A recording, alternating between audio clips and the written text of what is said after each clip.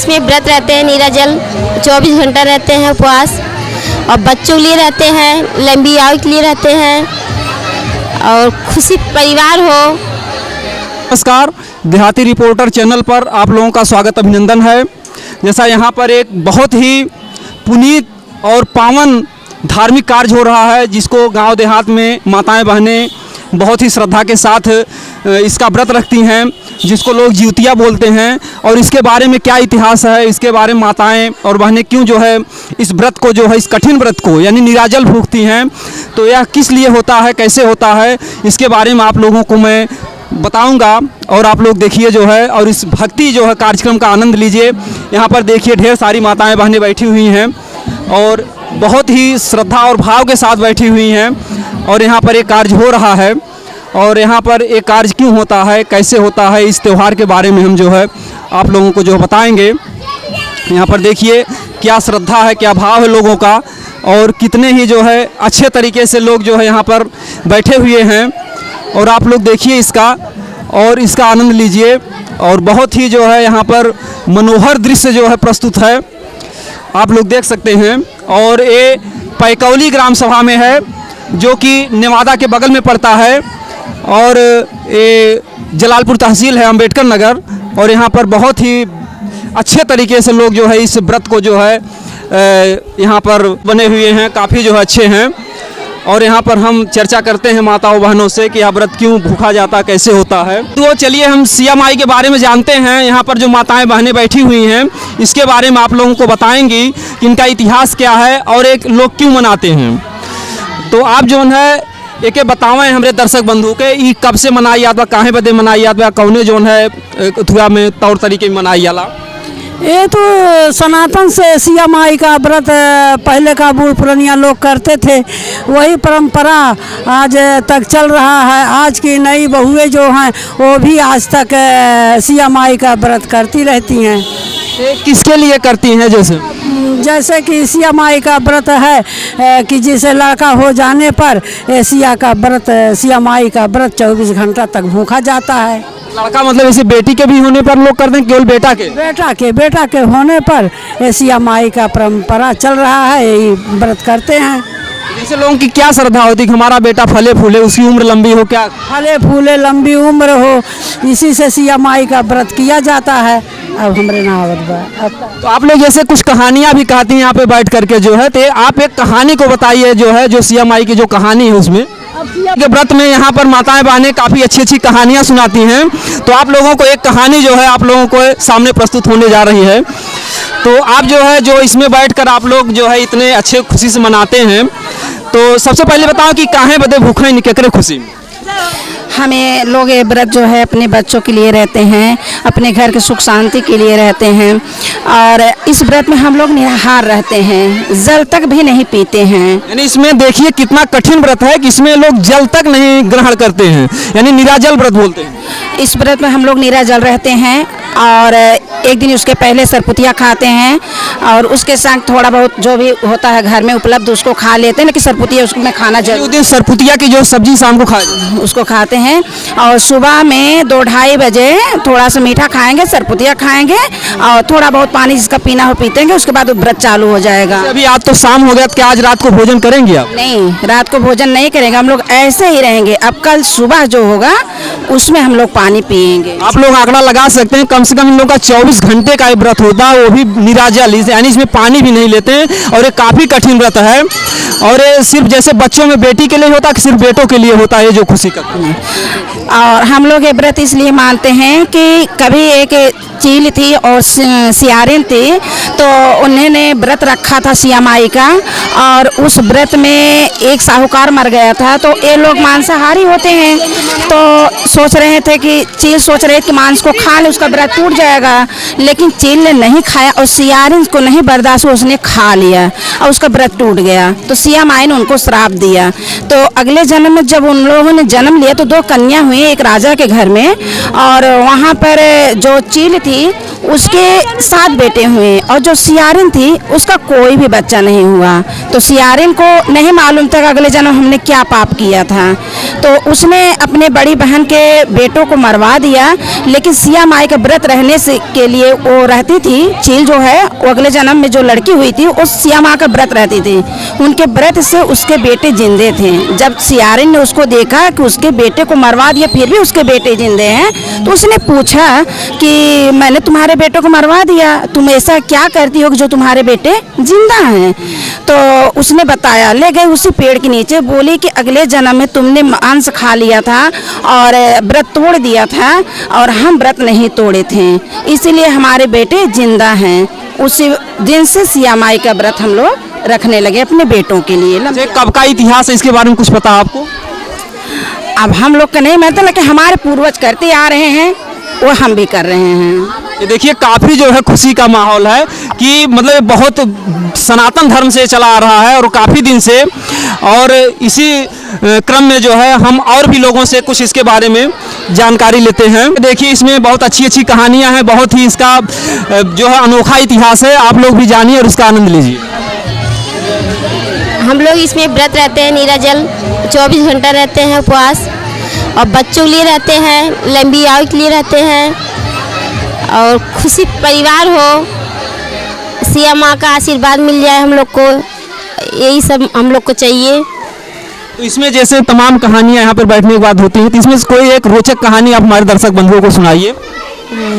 कहानी बतावा यार ये तो बताइए कहानी ना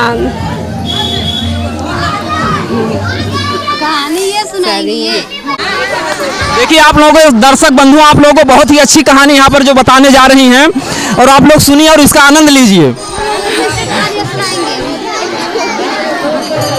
आप दोनों मिल के सुनाइए, कोई बात नहीं है, आप दोनों मिल के सुनाइए साथ में। कौन वाला कहानियाँ सुनाएंगे?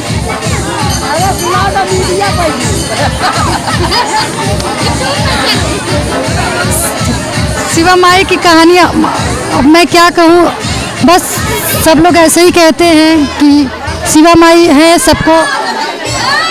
इस व्रत के लिए हम लोग निर्जला उपवास करते हैं, शिवा माई सबको देती हैं।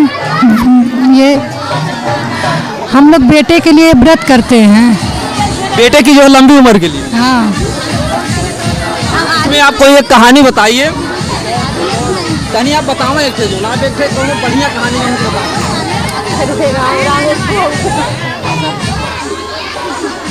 ये भी जाना तो ये भी बोल सके, उसको कोई दिक्कत नहीं। बताओ ऐसे कहानी तो बताओ सबका।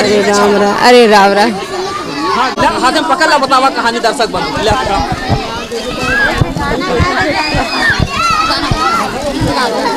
कमन वाला अगर हमर दे गावे एको निकारा सी माई गाना डोलाया मेरी माँ का डोलाया, शेरवाली का डोलाया, जयकारा बोलो गली गली, जयकारा बोलो गली गली, मन ऐसा चरण पखारा, मन ऐसा चरण पखारा, जयकारा बह गया गली गली, जलधारा बह गया गली गली, मेरी माँ का डोला आया, शेरवाली का डोला आया, जयकारा बोलो गली गली, जयकारा बोलो गली गली, मन ऐसा भोग लगाया, मैंने ऐसा भोग लगाया, भंडारा हो गया गली गली, भंडारा हो गया गली गली, मेरी माँ का डोला आया, शेरवाली का डोला आया, सिया माई का डोला आया, जयकारा बोलो गली गली, जयकारा बोलो गली गली, मैंने ऐसा कीर्तन सुनाया, मैंने ऐसा भजन सुनाया, भंडारा हो गया गली बोलो शिवा माई की जय। तो चलिए दोस्तों, देखिए माताएं बहनें कितनी तपस्या से 24 घंटा निराजल इस व्रत को रहती हैं बेटे के सुख कामना मंगल के लिए। और जो है इसके बाद क्या होता है कि जब बेटा सयाना होता, शादी विवाह के बाद वो क्या रवैया अपनाते, इसके बारे में माताओं चर्चा करते हैं कि इसके बारे में इनका क्या ख्याल है। तो इसे आप लोग इतनी तपस्या करते हैं, लेकिन आज के माहौल में जैसे ही घर में बहू आती है तो उसमें कला हो जाता है, सास जैसे बुढ़ी हो गई, इसको तमाम तरीके से। तो इससे समाज को आप क्या कहना चाहेंगे, बेटों को क्या करना चाहिए? अब बेटवा तो अपने जान अच्छा पालन पोषण करते हैं। जब भूखा प्यासा रहा थी 24 घंटा रहा थी, ओकरे बाद बिटिया पतन का करिए मार के ढकेल दिए कि जिये खिए के जान पाओ का है। अब अपन सोच अपन जैसे करिए वैसे सुखी नहीं है। और हम तो अपन प्रार्थना करते ही, लेकिन अपन कर्म करते ही कि हो फरे फूले और सुखी रहे।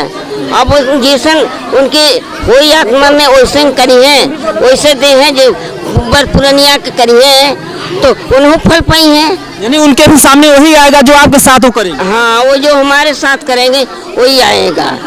तो बिटिया पतो है का इसे सबके आज तो बदला है जान ला। आज हमारे साथे कर दें, बिहान उनके साथे करिए, बराबर ही जान ला बदला एक है। तो दोस्तों आप लोग ने देखा जो है बहुत ही अच्छा विचार है माताओं का कि बेटा चाहे लायक हो चाहे नालायक हो, उसके सुख और मंगल के लिए कामना हमेशा करती हैं। और साथ ही साथ यहाँ पर हमारे जो महात्मा जी यहाँ पर बैठे हुए हैं जो कि यहाँ पर भोलेनाथ की सेवा में लगे रहते हैं, हम इनसे भी चर्चा करते हैं कि इस व्रत के बारे में कि महाराज जी जो है इसके बारे में भी कुछ बताएंगे हमारे जनता को और हमारे समाज के हित के लिए। तो सबसे पहले हम बाबा जी के चरणों में हम अपना जो है प्रणाम करते हैं। कहते हैं ना कि संत मिलन को जाइए तज माया अभिमान, और ज्यों ज्यों पग आगे धरे कोटि के यज्ञ समान। तो आज तो मैं अपने को धन्य मानता हूँ कि जो कि मैं महात्मा जी के पास में हूँ। और मैं सबसे पहले हमारे इस चैनल पर सबको जो है इन महात्मा जी के द्वारा आप लोगों को मैं आशीर्वाद जो है दिलाना चाहता हूँ महात्मा जी से। जो भी हमारे दर्शक बंधु हैं तो आप उनको पहले अपना आशीर्वाद दीजिए। जी ओम नमो नारायण। आप सबको शुभकामनाएं, शुभ आशीर्वाद है, आप सब दीर्घायु हों। आज जीवित पुत्रिका नाम का व्रत है और इसमें माताएं व्रत रखती हैं अपने पुत्र के दीर्घायु के लिए। और ये व्रत कथा जुड़ा है राजा जनक के पुत्री माता सीता से। जब उन्होंने अपना जो है सतीत्व दर्शाया था और पृथ्वी में समा गई थी, वहाँ से जुड़े हुए के कारण से माताएं वो याद करके और इस व्रत को करती हैं, जिससे कि उनका पुत्र लव और कुछ जैसा हो और दीर्घायु हो।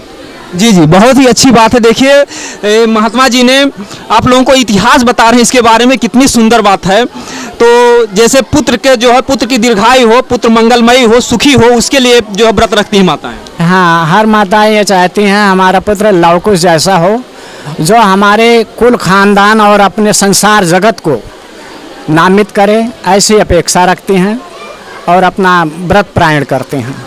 अभी जैसे आज के समय में महात्मा जी एक बहुत बड़ी समस्या है, जैसे गोस्वामी दास ने लिखा कि सुत मानत मात पिता तब लवा बेलानन दिख नहीं जब लो, ससुरार पियार भाई तप तेरी पे रूप कुटुंब भय जब ते। तो यहाँ पर यह होता कि माताएं इतनी कठिन 24 घंटे के लिए जो है पुत्र का जो है व्रत रखती हैं।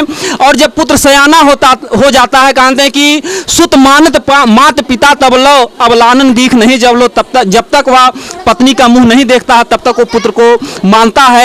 तो जो ऐसी लोगों में है, ऐसा जो है समाज में ऐसा फैला हुआ है, माता पिता संतुष्ट नहीं रहते हैं, तो ऐसे में आप समाज को क्या कहना चाहेंगे? ऐसे में हम माता पिता का ही दोष है, क्योंकि हम बचपन से अपने संतान को अपने से दूर रखना पसंद करते हैं, अपने से लगा के नहीं रखते हैं। छोटी छोटी बातों पर बच्चों को मार देते हैं, डांट देते हैं, और वे बच्चे पड़ोसी की बातों में आकर के उनके साथ घुल मिल करके संतुष्ट रहते हैं। तो हम अपने कमी को दूर करें। हम जितने भी जगत में माता पिता हैं, अपने बेटी बेटा को सत प्रेम दें, सत संस्कार दें और सत शिक्षा दें।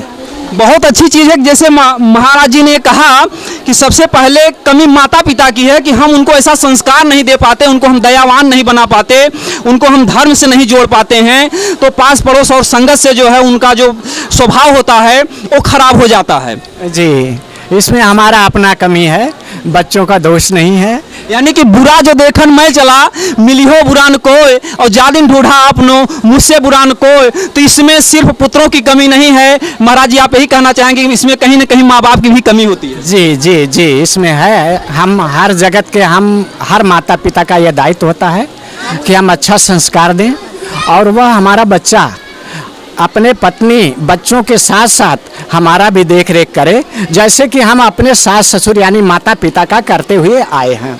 ये सीख देना चाहिए। यानी बच्चों को भी सीख मिलती है कि माता पिता अगर अपने माता पिता की करेंगे तो बच्चा भी देख करके वही करेगा। हाँ जी हाँ, ऐसा है। और ये जो है मानसिक कमियां हैं, सामाजिक कमियां नहीं है, ये मानसिक त्रुटि है, मानसिक कमी है, इसको दूर किया जाए। जहाँ तक अपेक्षा रखता हूँ कि आने वाली पीढ़ी इन सब कुरीतियों को तोड़ देगा। यानी कि बहुत अच्छी बात है, भविष्य उज्जवल भविष्य की कामना कर रहे हैं। जबकि आजकल मोबाइल का जमाना, लोग जो मानवता से दूर होते जा रहे हैं बाबा जी। नहीं, हमारे आने वाली पीढ़ी जो है अपने माता पिता के साथ साथ समाज सेवा, माता पिता का सेवा और अपने पत्नी और बच्चों का सेवा, ये सब करने के लिए उत्सुक रहेंगे, ऐसा अपेक्षा और शुभ आशीर्वाद शुभकामना देता हूँ। बहुत अच्छी बात है। देखिए हमारे दर्शक बंधुओं, बाबा जी ने कितना बढ़िया आप लोगों को आशीर्वाद दिया। और इसी के साथ जो है मैं इसी तरीके से गांव देहात से, जैसा कि आप लोग जानते हैं कि देहाती रिपोर्टर चैनल है और एक गांव देहात से जो भी अच्छी अच्छी खबरें हैं, जो भी अच्छी अच्छी बातें हैं, उनको मैं आप लोगों के सामने प्रस्तुत करता रहूँगा। और इसी तरीके से जो भी हमारे संत महात्मा इसी तरीके से हैं, उनका आशीर्वाद भी मैं आप लोगों तक पहुँचाता रहूँगा। और महाराज जी हमारे चैनल के जो भी दर्शक बंधु उनको आशीर्वाद दीजिए। करना है, शुभ आशीर्वाद है। हम महंत बालक रमन गिरी, श्री सर्वेश्वर महादेव मंदिर, पैकौली, थाना जयपुर, अम्बेडकर नगर। आप सब मानव जगत को शुभकामनाएं हैं, सभी प्राणियों के लिए शुभकामना करता हूँ। शुभ आशीर्वाद। ओम नमो नारायण। दोस्तों इसी के साथ यदि हमारे चैनल पर आप नए हैं तो हमारे चैनल को सब्सक्राइब कीजिए, कमेंट कीजिए, शेयर कीजिए। मैं समाज हित के लिए कार्य कर रहा हूं और कार्य करता रहूंगा। इसी तरीके से समाज को मैं जागरूक करता रहूंगा। दोस्तों जय हिंद, जय